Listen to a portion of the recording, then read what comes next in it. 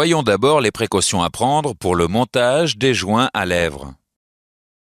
Dorénavant, l'étanchéité des moteurs est assurée par deux types de joints à lèvres non interchangeables. Le joint à lèvres élastomère est équipé d'un ressort qui permet son appui sur l'arbre et d'une lèvre en forme de V qui reçoit un traitement de surface. Le joint à lèvres thermoplastique, PTFE, polytétrafluoroéthylène à base de téflon. La portée du joint à lèvres thermoplastique PTFE sur l'arbre n'a pas besoin de traitement de surface, contrairement au joint élastomère. L'absence de ressort limite l'effort du joint sur l'arbre. Le téflon offre une faible résistance au frottement.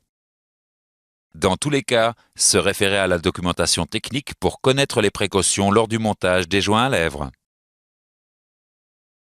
Voyons maintenant le remontage du moteur. Intéressons-nous d'abord au bas moteur. Le remontage du bas moteur consiste notamment à assembler le vilebrequin, les bielles et pistons, et les arbres d'équilibrage si le moteur en est équipé, la pompe à huile, et enfin le carter inférieur au carter cylindre. Avant de remonter un piston dans le cylindre, vous devez d'abord installer les segments. Les segments s'installent dans l'ordre suivant.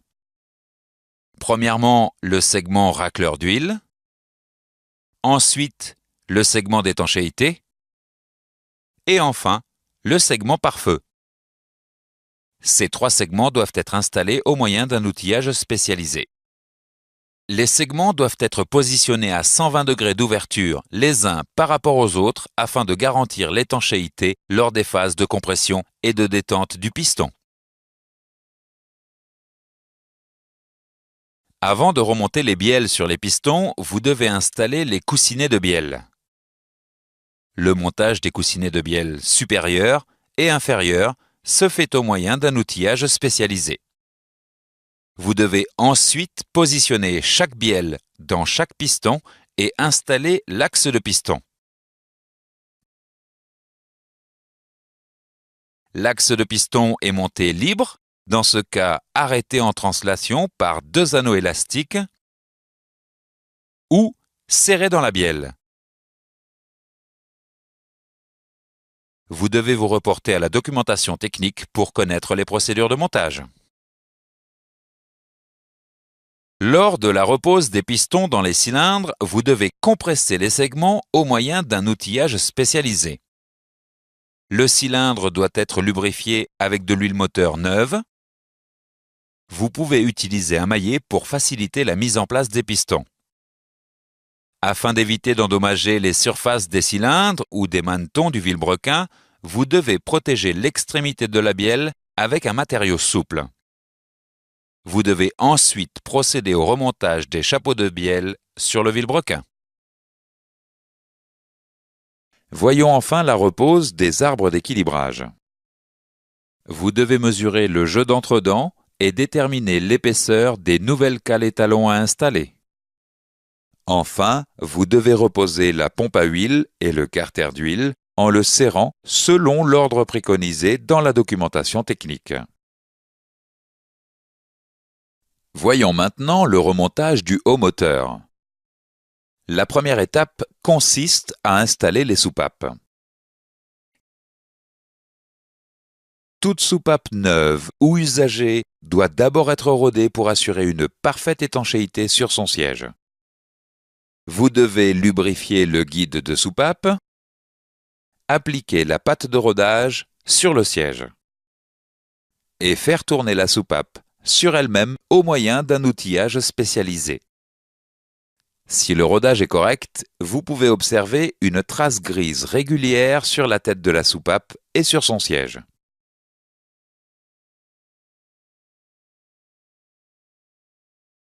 Les soupapes doivent être installées aux emplacements où elles ont été rodées. Vous devez systématiquement vérifier que chaque soupape est repérée par rapport à sa position sur la culasse et qu'il n'existe pas de traces importantes de calamine sur l'ensemble des éléments à reposer. Vous devez installer les éléments suivants au moyen d'outillages spécialisés. Le guide de soupape, le joint de queue de soupape, le ressort de rappel, la coupelle et les clavettes.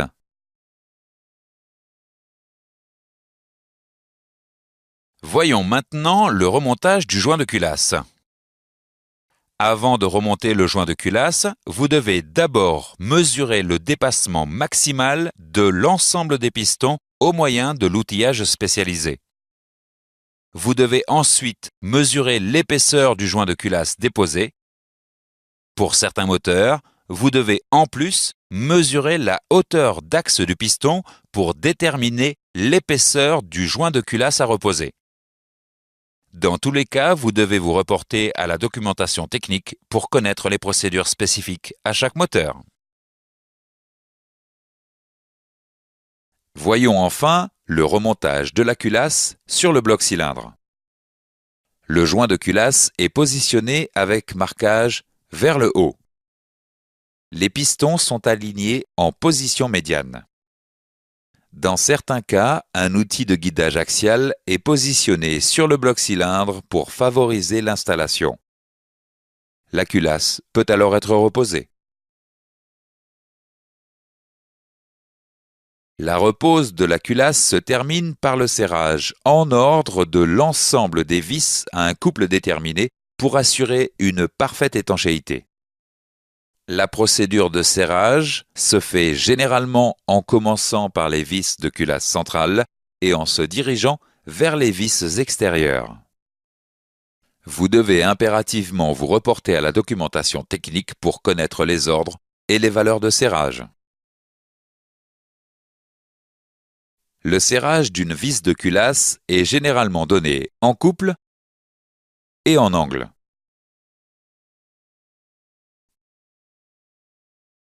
La clé dynamométrique doit être impérativement utilisée pour effectuer les serrages au couple. Une clé à douille et un rapporteur d'angle sont utilisés impérativement pour réaliser les serrages angulaires. Voyons maintenant les effets du jeu aux soupapes.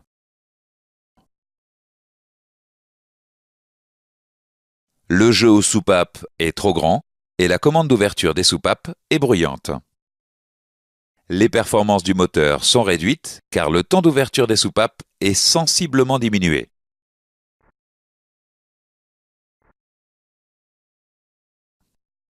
Le jeu est insuffisant et provoque un ralenti instable et des démarrages difficiles car l'étanchéité des soupapes est affectée. Dans les deux cas, les performances du moteur sont réduites et la consommation de carburant augmente. Le réglage du jeu aux soupapes influence directement le remplissage en air du moteur, donc les compressions. Lorsque le jeu aux soupapes est trop grand ou trop faible, les performances du moteur sont réduites et la consommation de carburant augmente.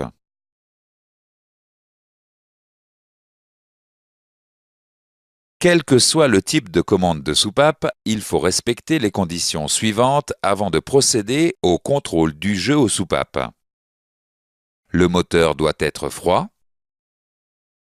L'arbre à cam doit être positionné selon les spécifications de la documentation technique. L'outillage à utiliser est indiqué dans la section « Outillage spécialisé » de la documentation technique. Le contrôle du jeu aux soupapes se fait moteur froid et arbre à cam positionné selon les spécifications de la documentation technique. Quel que soit le type de commande de soupape, les étapes du contrôle de jeu sont les suivantes. Positionner le ou les arbres à cam pour la mesure. Mesurer le jeu à l'aide d'un jeu de cale. Vérifier que la cale correspondant au jeu minimum passe et que la cale correspondant au jeu maximum ne passe pas. Si les mesures ne sont pas conformes aux spécifications, procédez au réglage du jeu selon les méthodes de la documentation technique.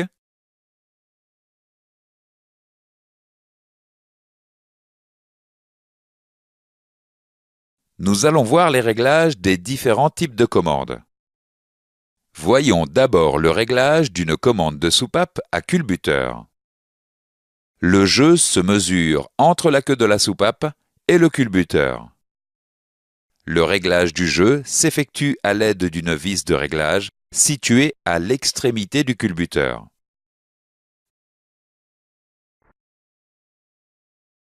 Si le jeu est trop petit et que la cale correspondant au jeu minimum ne passe pas, vous devez dévisser.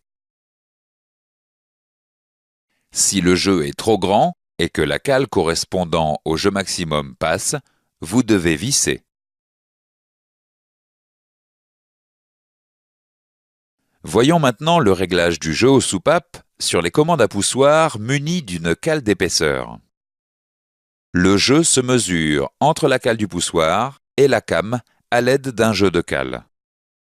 Le réglage du jeu s'effectue en remplaçant la cale par une cale d'épaisseur différente. Il existe des outils spécifiques pour assurer ces opérations.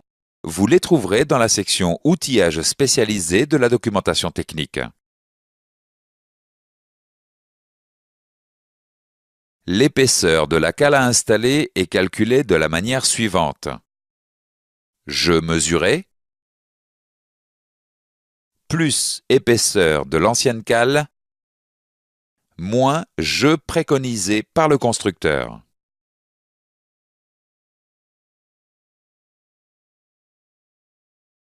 Voyons la commande de soupape à poussoir monobloc. Le réglage du jeu s'effectue en remplaçant le poussoir existant par un poussoir d'épaisseur différente après dépose de l'arbre à came. L'épaisseur du poussoir à installer est calculée de la manière suivante. Jeu mesuré plus épaisseur de l'ancien poussoir moins jeu préconisé par le constructeur. Dans tous les cas, il existe des cales et des poussoirs avec des dimensions spécifiques disponibles au magasin de pièces de rechange.